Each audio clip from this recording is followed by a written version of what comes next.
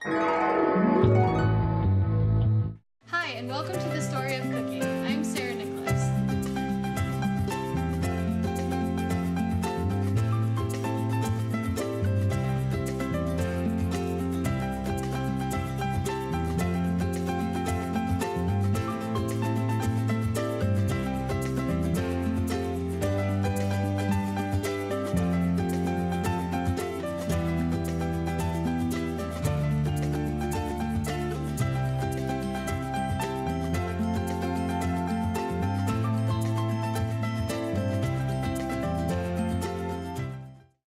Hi, and welcome to the Story of Cooking. I'm Sarah Nicholas. This show explores people and their unique story of cooking.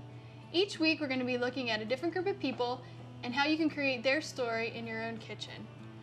You don't have to be a 4-star chef, but you just have to have a love for cooking and an interest in history, and you can create this meal in your own home. Today's episode, we're going to talk about my story of cooking. A little selfish topic, but I definitely think it's got some value and definitely some good Southern food. The first dish we're going to make is definitely something you find a lot in the South. It's probably something you find everywhere in the United States, but we're going to make it my way that I grew up with, and that is macaroni and cheese. Everybody's favorite, certainly my childhood favorite. I'm sure every kid in America loves macaroni and cheese. There's so many different ways to make it too. This is actually a pretty simple way to make it. You can get really fancy with mac and cheese. It's kind of the in thing to do now. There's truffle mac and cheese, lobster mac and cheese. This is just good old-fashioned Southern mac and cheese. So the first thing we're gonna do is boil our noodles for the mac and cheese. We have 8 ounces of elbow macaroni, salted water, and you don't want to cook them that much. You want them to be a little tender, but still firm to the bite, because they're going to cook more in the oven with all of the other ingredients that we're going to add to the mac and cheese. So it shouldn't take too long, maybe 5-6 minutes tops, maybe less. So my inspiration growing up is obviously Southern food in all its various forms, mac and cheese. The other recipes we're going to be doing are Virginia ham biscuits, and the last one are my mom's famous green beans that she always makes for holidays. But growing up, the cooks I looked up to were my nanny, who's my great-grandmother, and my mother. My mother's gotten better at cooking over the years, and especially with mac and cheese. When she first met my now dad, we were about 6 years old, and he came in. He was going to try to impress me and my twin sister Courtney with his mac and cheese, because Mom was like, they love mac and cheese, they eat it all the time. So he came in and made this really, like, probably normal, but fancy mac and cheese for us. And I immediately complained. I was like, I don't like this, I don't like this. He's like, why don't you like this? And it was because it wasn't the boxed Kraft macaroni and cheese. All right, so that's actually not gonna take too much longer. I actually didn't start doing cooking on a more professional level till a few years ago. I thought that I was going to be very practical and go to law school and do something practical with my life. And then 7 years after working for the federal government, I realized I didn't even like what I was doing. And so I sat down and made a list of things that made me happy, and food was second next to family. And I'd always loved cooking, so I decided to quit my job, a secure paycheck, and move to New York City and go to culinary school. And then ever since then, it's just been a whirlwind. So I've had a few careers. I've had a teaching career, a career in law enforcement. I've even been a tennis pro. But by and far, this is the best decision I've ever made. Because food is great. Food is love. I love cooking. So I'm happy that I get to do that every day and share these recipes with you. Okay, so this actually looks about done. Again, you don't want it cooked till it's mushy, because you're gonna cook it again in the oven. You can even take one out and test it, but it looks good. All right, so we got our bowl so we can mix all of our ingredients. I actually think, not this recipe, but this is one of my mother's recipes, but the recipe she uses actually comes from Mrs. Rouse in Stanton, Virginia, which I talked about in a different episode about the rhubarb pie. She also made really, really good mac and cheese. She's a lady of the South. So we have our 8 ounces of noodles. To that, we're gonna add butter. Let me move this stuff around, sorry. To that we're gonna add butter. 3 tablespoons of butter. We also have 3 tablespoons of, well, let's do the milk first. We have 3 cups of milk. Milk and heavy cream look the same, sorry. 3 cups of milk. Looks like that's gonna be enough. We have a little extra here, but we don't need it. Okay, then we have 3 tablespoons of AP flour to help bind everything together. All right, mustard powder. I love mustard powder. It adds a little kick to the dish. Another ingredient I always like to add to my mac and cheese, not traditional in my household, but I love to add grated onion. I think that really makes it a good dish too. Salt, kosher salt. We have some pepper. I'll kick it up. And lastly, we got our cheese. This is just sharp cheddar cheese. You can use whatever cheese you like, just something that melts really well. Save a little extra to put on the top. And then I always like to add Parmesan cheese because I like that sharpness. So we have 3 tablespoons of Parmesan cheese as well. And maybe a little pepper. Black pepper. Throw that in there. Okay. Mix that all together. I know it looks really soupy now, but once you get it in the oven and those noodles finish cooking, it'll absorb all that, and the cheese will help hold it together, and the flour will help hold it together as well. Okay, so this is gonna go into a 350-degree oven for about 30 minutes. We have a casserole dish ready. So I think every family probably has their different version of mac and cheese, the way they like it. And mac and cheese is good. It's really a versatile food because you can add anything to it. I know a lot of parents add tuna mac and cheese. That was always a popular childhood favorite. In those fancy restaurants you always go to, they have like bacon and prosciutto on top of their mac and cheese and 6 different kinds of cheeses incorporated and Mornay sauce and bechamel sauce, and you can really do anything with it. I mean, it's cheese, butter, and noodles. So everything tastes good. All right, sprinkle some cheese on top. And that's ready to go in a 350-degree oven again for 30 minutes. Everything should be firm when you jiggle it. When it's done, it should be golden on the top. We're gonna pop this in a 350-degree oven for about 30 minutes. I'm gonna get this area cleaned up, and when we come back, we'll make our buttermilk biscuits with our Virginia ham. Okay, we're back, and I have everything ready to start my buttermilk biscuits. The first thing we're gonna do is actually start with the spread. It's gonna go on the biscuits with the Virginia ham. And to do that, some really interesting ingredients, but trust me, they taste good in the end. We need a pot over low heat. We're gonna melt 2 sticks of butter. Real butter, not margarine. It's a southern dish after all. Okay, and let that melt on low heat. You don't want it to brown, so don't get the heat too high. To that mixture, we're gonna add our onions, 1/2 cup of onion. And we're not looking to caramelize it, but we just wanna soften it a little bit. So we always had ham biscuits in my house. We always had Virginia ham, which is different than what a lot of people think of ham as being. People think of ham as being sweet. Virginia ham is not sweet. It's actually very, very salty. So that's why this sauce is good too, because this sauce is actually a little sweet. And we'll add some sweet ingredients in a minute, which will really help counterbalance that really, really salty ham. If you don't like the ham so salty, a lot of people actually take the ham and soak it to get rid of some of that salt, but I really like it salty. I like everything salty. I'm more of a salt person than a sweet person. And the reason it's so salty is because it is cured for 2 to 3 months. All right, so this looks pretty good. The onions are a little soft. We can actually take that off the heat, and we can add in our other ingredients. We have, let's start with the Worcestershire sauce. We have Dijon mustard.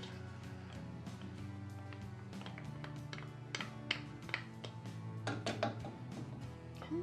We have honey. There's the sweet I was talking about. I don't know why I'm using such a big spoon. It's not gonna work, is it? All right, so put honey in there. And you can add more of honey, more of mustard, depending on what you like. And last we have poppy seeds. That makes it kind of look cool too when it's spread on the biscuit. And you're just gonna let this cool because it's actually just gonna become spread, like when the butter gets cold and gets solid again. So you can spread it on the biscuits when they're done. So we're just gonna let that hang out, use it again later. Okay, now time for the biscuits. So these are my great-grandmother Nanny's buttermilk biscuits, her recipe.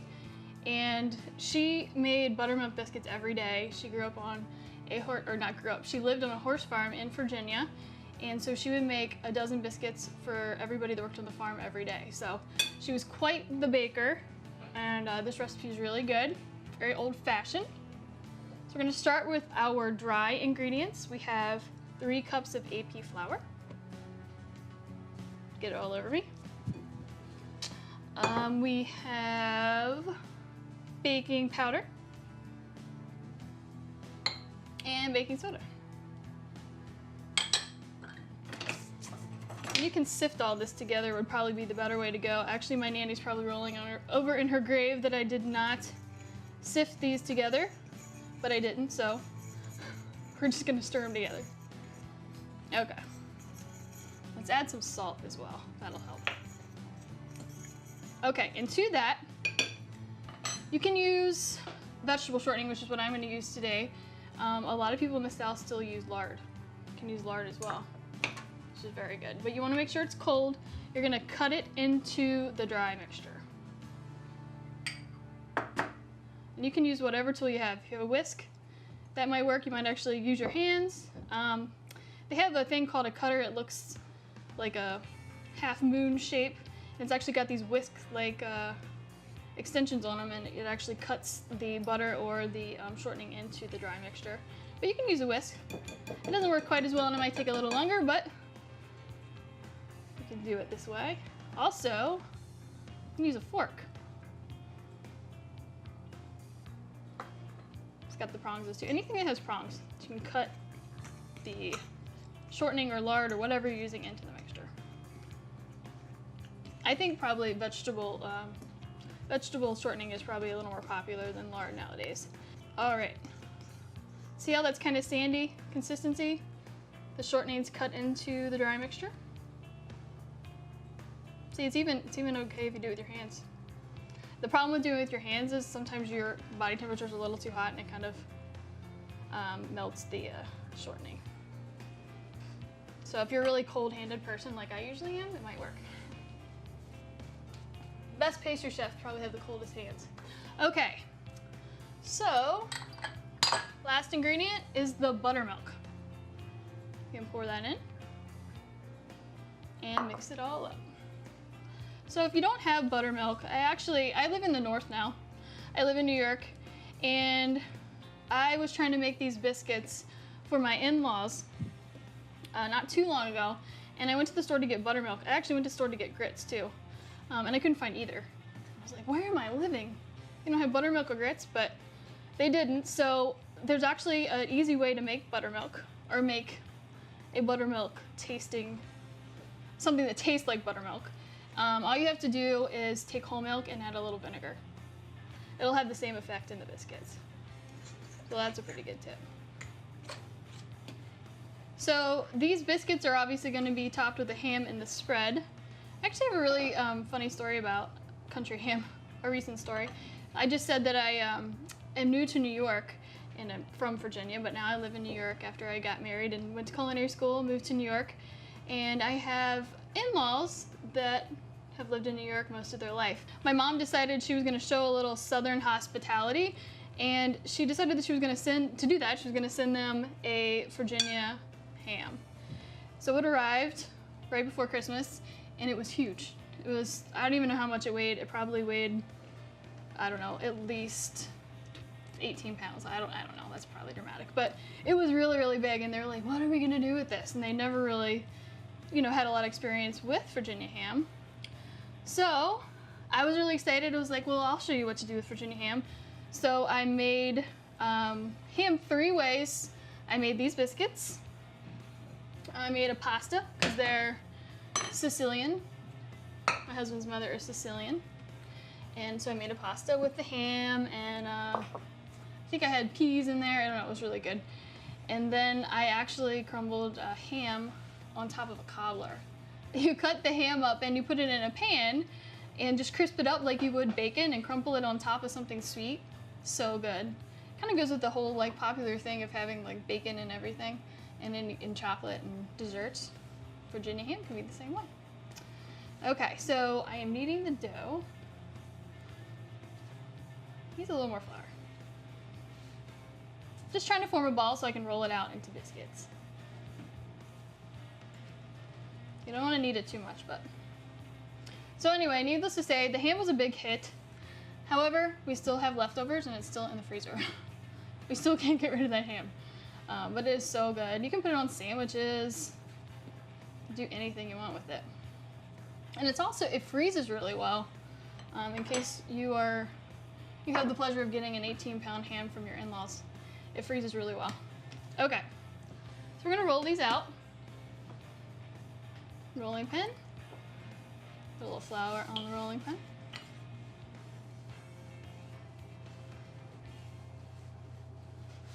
You don't want to be too thin. They will puff up though because you have the baking powder, the baking soda. Oop, sticking a little bit. If that happens, just put more flour. Just a couple more rolls. The rolling pin. Good. All right.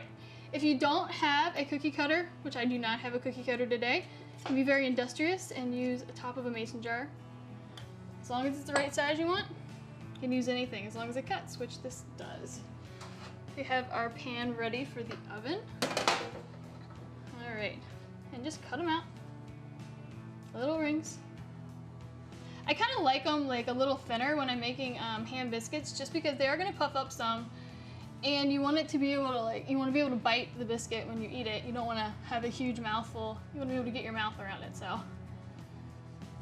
just like those huge sandwiches that are always so delicious, they have all that meat and everything else in there, but you can't get your mouth around it, so it ends up all over your shirt, kind of like the flour just did. So you want it to be manageable. Okay. Get those out. Just place them on the cookie sheet. They won't go this way, they'll go this way, hopefully. So if they're a little close together, that's fine. You can actually, I did them a little too thin, to be honest. You can make them a little thicker than this, but these will still be good. Great. And don't waste any dough. We're gonna re-roll this dough as well. Get them a little closer together here. There we go, perfect. Okay. I'm gonna pop these in the oven, 350 degrees for no more than 15 minutes. Usually 10 to 15 minutes, keep an eye on them, it depends on your oven. I'm gonna get this area cleaned up, and when we come back, we'll do our green beans. Okay, we're back and we're on to our last dish. This is gonna be the green beans. This is my mother's recipe for green beans. They're dressed up green beans. That's what she likes to call them. We always have them on holidays. My brother Kenny hates them, but she insists on having them because everybody else loves them and we don't really care what he thinks. So we always have them on holidays. Every once in a while it'll be nice and make him his own pot, but usually these are it. So we're gonna blanch the green beans. These are already cleaned. The stems are cut off, ready to go. We're gonna let those go for a minute, and then we're gonna put them in cold water to shock them to keep the nice green color. In the skillet, we're going to add bacon, 4 strips of bacon. We're just gonna crisp it up. You can see why this is gonna be good already, huh? All right. Render down that fat, get it nice and crispy. As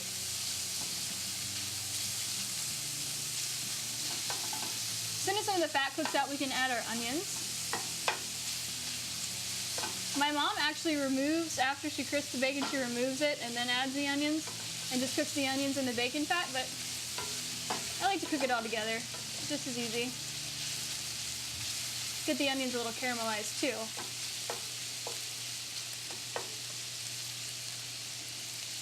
Alright. Go ahead and add our onions, 2 small onions. You can use shallots as well. Shallots are a little sweeter. Some people like shallots. Also fancies them up a little bit more, but onions are just as good. This definitely would have been a dish we would have at Thanksgiving, Christmas, you name it. Every holiday or special event, my mom likes to make these.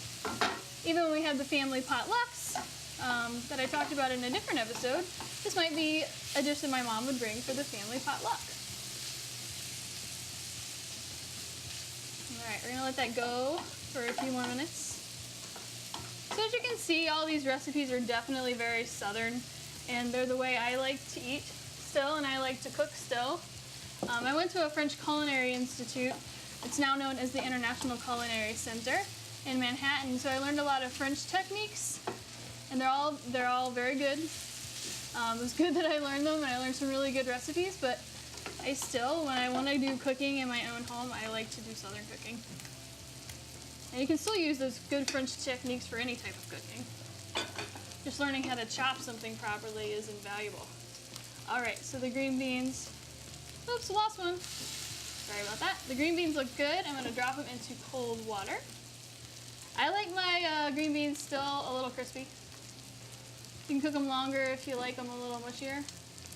I think it's really important though to have fresh green beans for this dish.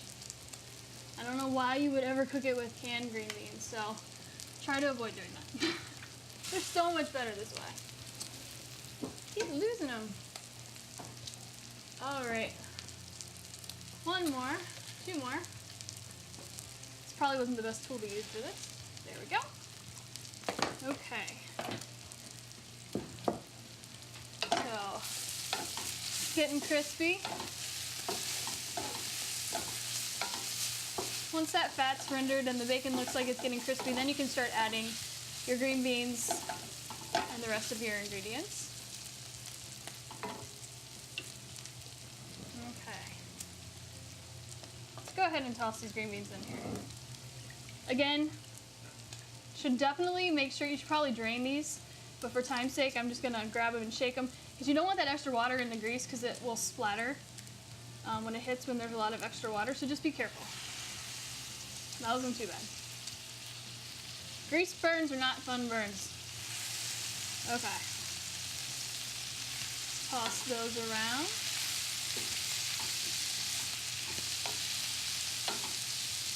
Looks pretty, doesn't it?